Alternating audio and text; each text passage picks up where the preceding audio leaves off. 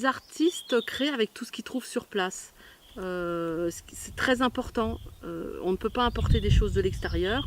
On travaille soit ici, il y a du hêtre, il y a du sapin, il y a du micocoulier, enfin, il y a un tas de petites essences d'arbres aussi. Et tout ça, ça amène aussi dans la création un vrai travail in situ, voilà. Un vrai travail qui correspond à ce site et qui reste vraiment dans l'état et l'esprit du lieu.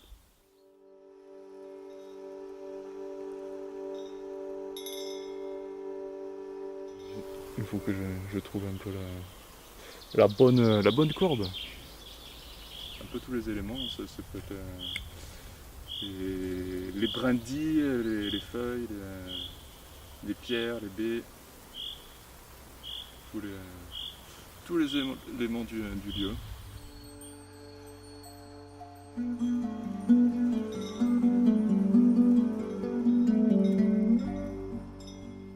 intéressant de voir le croquis de l'idée originale et puis le croquis du réel. Du réel, bah ouais, du réel avec ton point de vue. Une petite allée avec en pointillé, avec des bois un peu des bois moussus qui sont un peu plantés à chaque pierre, si tu veux. Pour faire une arrivée ou... Ouais, voilà, pour un petit peu guider dès le départ les promeneurs. Ouais. Parce que en fait, à la sortie, à l'entrée, c'est des œuvres qui sont plus grandes et qui sont censées être plus pérennes. Mais bon, on va dire 4 ans, quelque chose comme ça peut-être. Oui, voilà. Vous qui en avez déjà fait, ça dure combien? C'est selon, on va dire, selon les intempéries. Bien sûr. Si le temps est calme, c'est vrai que ça peut durer plusieurs années. Oui, voilà. Donc on a lancé un appel à projet national, même international, 55 dossiers, et on a sélectionné 7 artistes. Donc dans ces 7 artistes, il y a 2 œuvres qu'on appelle à taille du paysage, donc des œuvres quand même plus monumentales, et 5 œuvres à taille humaine. Toute cette sélection est faite avec tout le collectif partenaire de ce projet. C'est pas que la filature qui sélectionne. Évidemment, nous on est force de proposition, évidemment, nous on a déjà bien lu les dossiers avant, on peut défendre des orientations artistiques, c'est ce que Paula Anke, donc la directrice artistique du lieu, fait. Et voilà, mais en tous les cas, on décide tout ça ensemble. Donc j'aimerais bien vous dire 2 mots sur l'assise, ça s'appelle. Parce que Marie-Hélène Richard, qui a fait cette belle assise, n'a pas pu rester pour le vernissage.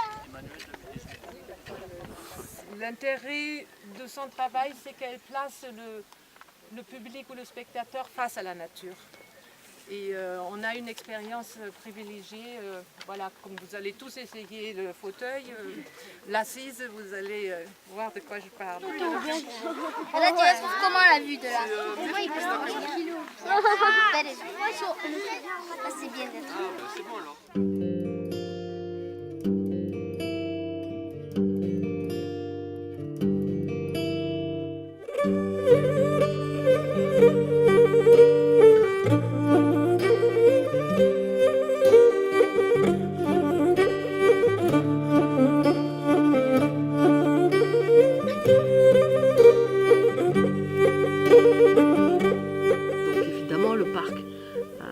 On ne peut pas y faire ce qu'on veut.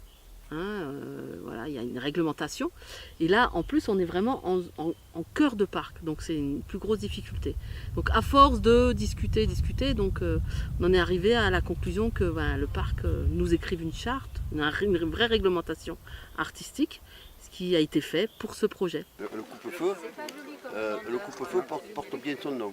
Il porte bien son nom. Mon père m'en parlait et ils ont fait, c'est par rapport aux plantations qu'ils ont fait de part et d'autre, ouais. C'était vraiment un coupe-feu. D'ailleurs, il était refermé, mais il était plus large que ça, avec les branches. C'était la ligne électrique. D'accord, alors Ouais, mais c'était le coupe-feu de Oui, l'époque. mais on l'appelle le coupe-feu parce que dans toutes les, l'expertise locale dans toutes les forêts, confirme dans toute la forêt domaniale, vous en avez plein de coupe-feu de partout. Tabus, c'est un coupe-feu. Non, mais là, c'est un vrai. Mais là, donc on appelle ça le coupe-feu parce que tout le monde appelle ça le coupe-feu. Mais on sait que c'est depuis la guerre de 14 existe donc cette brèche. Et à l'occasion de ce sentier Land Art les balcons de l'Égoile, en tant que direction artistique, je me suis permis de réaliser ma première œuvre conceptuelle et de consacrer cette chose-là comme une œuvre. Bravo. Cette voie douce, donc c'est une route qui a été déclassée, qui aujourd'hui est interdite à la circulation. C'est une voie vélo, une voie trottinette, une voie tranquille. Poussette aussi, parce qu'on voit bien que c'est assez simple d'accès, il y a une dénivellation tranquille. Donc l'idée c'était aussi de rendre cette voie douce attractive et vivante. Ce mot voie douce, c'est pas rien, c'est aussi prendre le temps de se balader dans cette forêt et prendre le temps de regarder ses œuvres et prendre le temps de regarder la nature différemment.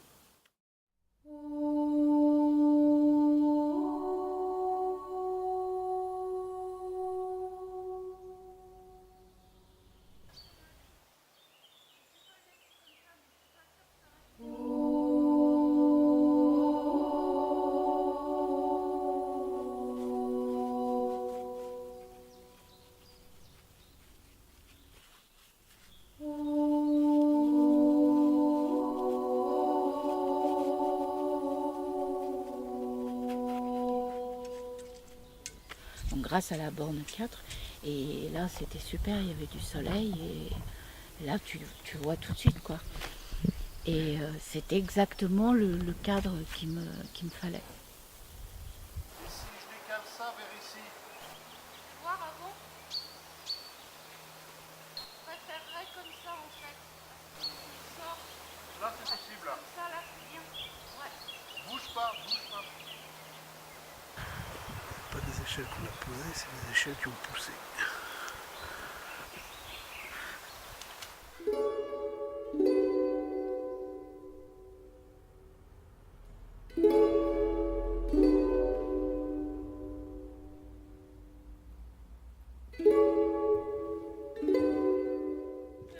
Il y a beaucoup de gens qui peuvent passer ici, qui sont dans les bois.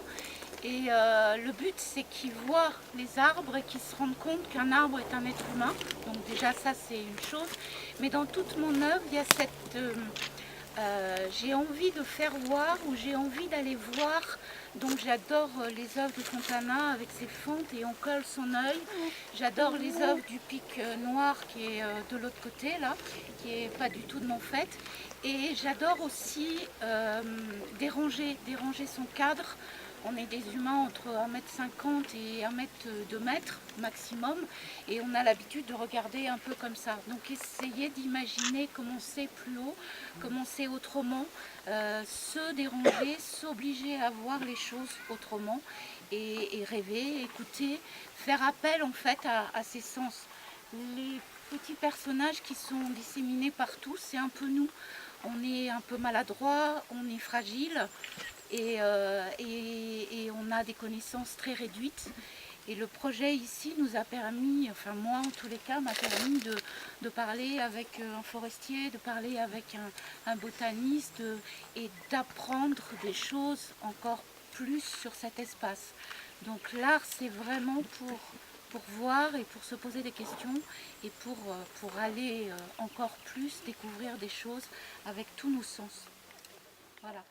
Donc les deux œuvres monumentales, il y en a une à l'entrée, une à la fin. Et après, c'est aussi suivant les propositions artistiques, quoi.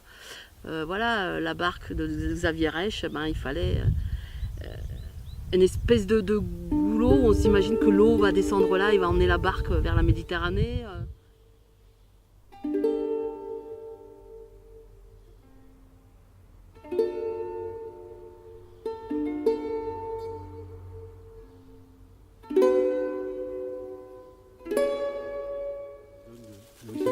Cette maquette, je l'ai partiellement montée pour déjà observer un peu des dimensions du câble, mais également parce que ça me permet de de conduire un peu mon regard. C'est une embarcation qui marque en quelque sorte le sommet du bassin versant méditerranéen. Puisque la ligne de partage des eaux Atlantique-Méditerranée sépare le mont Aigoual en deux, quoi. Donc cette embarcation, je l'installe dans un paysage qui est marqué par le ruissellement, c'est une sorte de large rigole qui peut par ailleurs faire penser à un chemin et qui est exactement orienté en direction de la Méditerranée.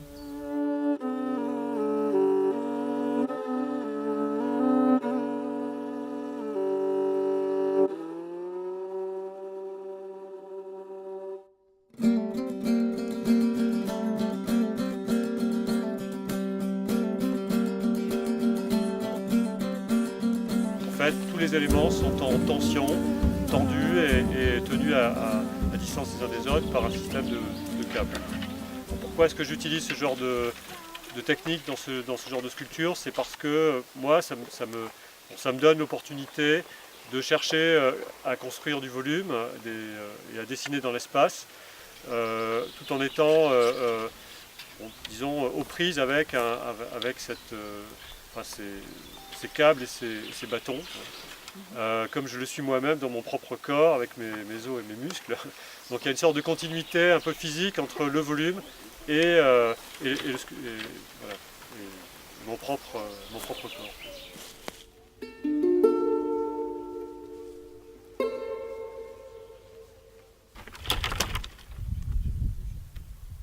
Il se casse trop facilement.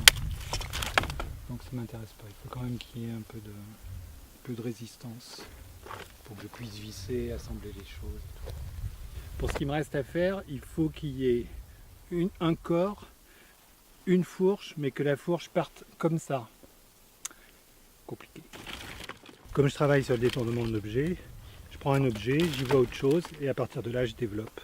À chaque fois que je trouve un bois tordu, qui a des formes pas possibles, je suis assez fasciné. Donc j'essaie de faire passer cette fascination.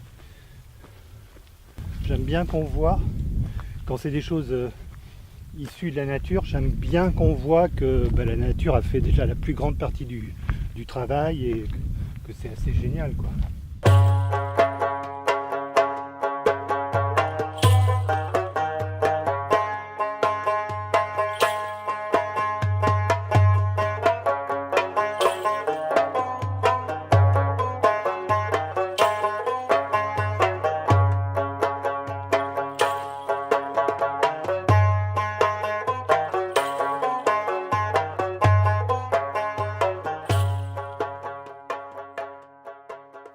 Donc quand tu vois des formes dans les nuages, dans les objets, dans les pierres, dans tout ce qui est inanimé en fait, eh ben, ça s'appelle la pareidolie.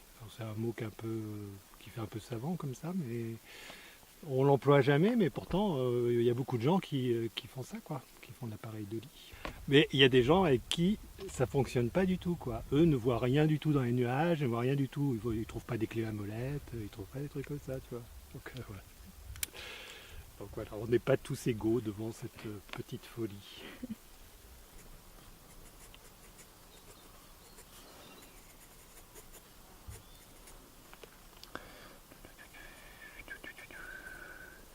Petite plante. On en fait un peu par ici, on en fait un peu par là.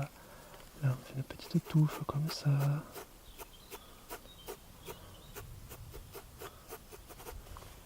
Elle est bien cette petite touffe là, juste entre ses jambes. Tu as vu elle là?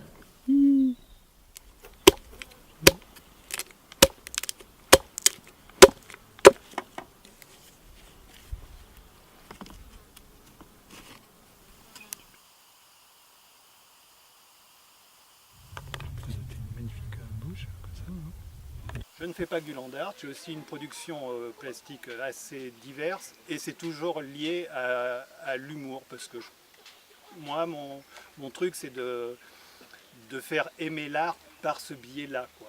Je trouve que ça fonctionne et que ça touche un plus grand public. Voilà. Donc bon, je ne sais pas si ça vous fait rigoler, mais bon.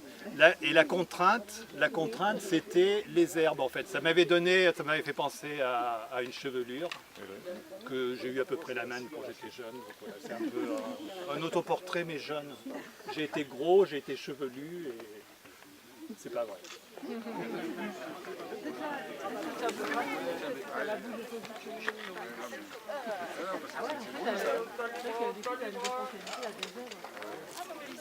Donc maintenant c'est à vous d'être curieux et de lever la tête et regarder et trouver par vous-même les anastomoses du site. Donc comme le disait Paula, l'anastomose est un phénomène naturel où un être vivant a la capacité de souder ces éléments. Par exemple, si je faisais une incision ici et que je faisais un bandage, au bout de 3 semaines, je deviendrais une sirène, quoi. Mes branches, mes cuisses se souderaient les unes aux autres. Et donc, ici, vu les conditions climatiques extrêmes qu'il y a sur cette ligne de crête, les arbres souvent sont soumis à des contraintes par les vents, par les neiges tardives, tout ça.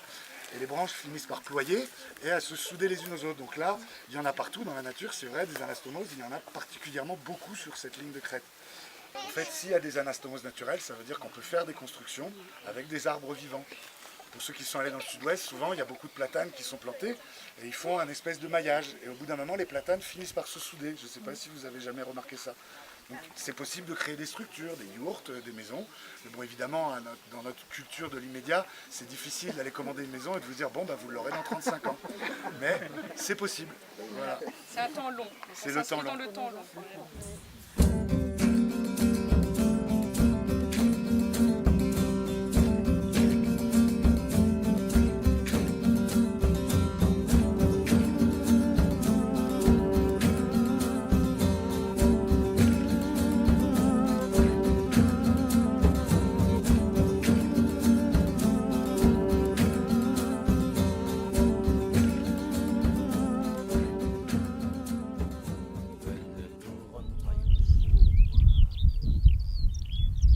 You are a couple of artists? We're not a couple. Ah. We are. Like We are a couple of artists. We're a couple of artists. you used We're to not work together? this Yeah, year.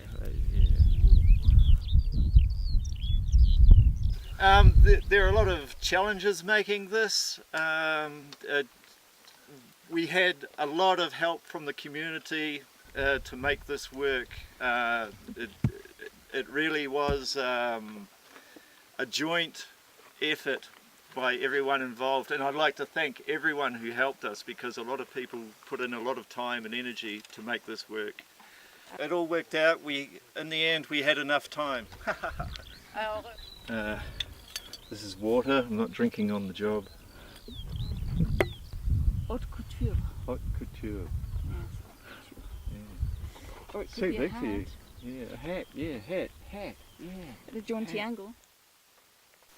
Le lundi, le vent était tellement fort et c'était impossible de parler sur la colline là. Et après ça, on a décidé, bon, on va faire les aiguilles avec un peu de... Pour un petit chapeau à le vent.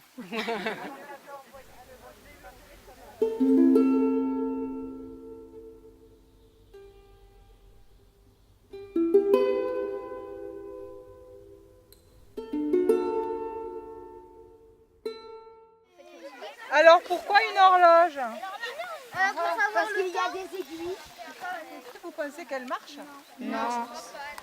À moins que ce soit l'artiste qui vienne tout le temps venir faire tourner les aiguilles. Et du coup, pendant tout l'été, là jusqu'au 31 octobre, il y aura des animations et de l'initiation au land art qui sera assurée par l'association des Monts Brumeux de l'Espérou. Ça me donne envie de regarder les étoiles. Tu vas tomber sur une œuvre de land art. Oh, on l'avait pas vu. On est bien conscient aussi qu'on est dans un lieu mythique et dans une forêt, mais autour de nous, il y a des habitants, il y a des enfants, et ce qu'on veut vraiment au niveau de la culture, c'est essayer de toucher un peu tout le monde, de sensibiliser. Tu peux venir pour regarder mon land art? Oui. Regarde. Et une pyramide de soleil. Donc on commence à la Sévérède avec une petite vidéo, je leur passe une partie du film d'Andy Godworthy, donc Borsentijd. On parle autour du land art, j'essaie de leur expliquer un petit peu le principe. Ça a très bien marché aujourd'hui, là pour le coup, c'était super. Et puis après on monte à l'Égoile et on fait le parcours à l'envers, mais c'est super parce que là ils commencent tous à toucher les bouts de bois, à se demander ce qu'ils peuvent construire avec. On va finir le parcours, donc là on vient de manger, on va finir le parcours et ensuite on va s'abonner au land art et faire l'expérience du land art avec les enfants.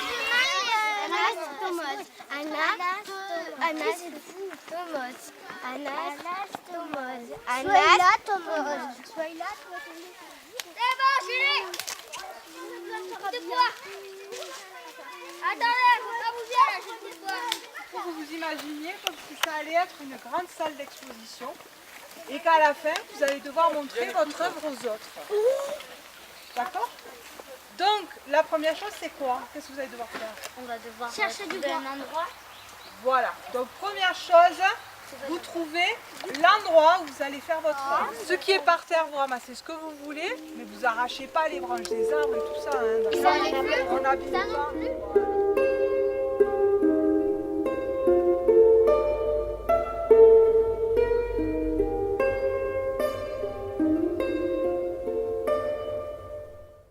Je vous disais que c'était important la photo dans le land art. Est-ce que vous avez vu tout à l'heure? Parce que c'est la trace du land art, c'est la photo. Il y a Anna Sol, photographe, qui est intervenue pendant toute l'installation des artistes et qui est pour faire une exposition photo au Chalet-Rond de la station Prapero. Parce que nous, c'était aussi dans l'idée de dire, voilà, il y a des œuvres, vous les voyez finies, mais avant, il y a eu un travail, il y a eu des outils. Donc il y a eu des mains, on a coupé des troncs, on les a entaillés, on les a écorcés, on les a liés. Et tout ça, on avait envie que ça vive aussi. Que ce soit pas que, voilà, que toute cette histoire humaine avant, elle existe. Donc, moi j'ai vu les photos là, ils sont partis à l'impression, elle nous a fait des magnifiques photos. Et après, elle va aussi, bon, évidemment, après faire des photos des œuvres définitives. Aussi pour que ça continue à exister dans de la communication, dans de la publication, etc.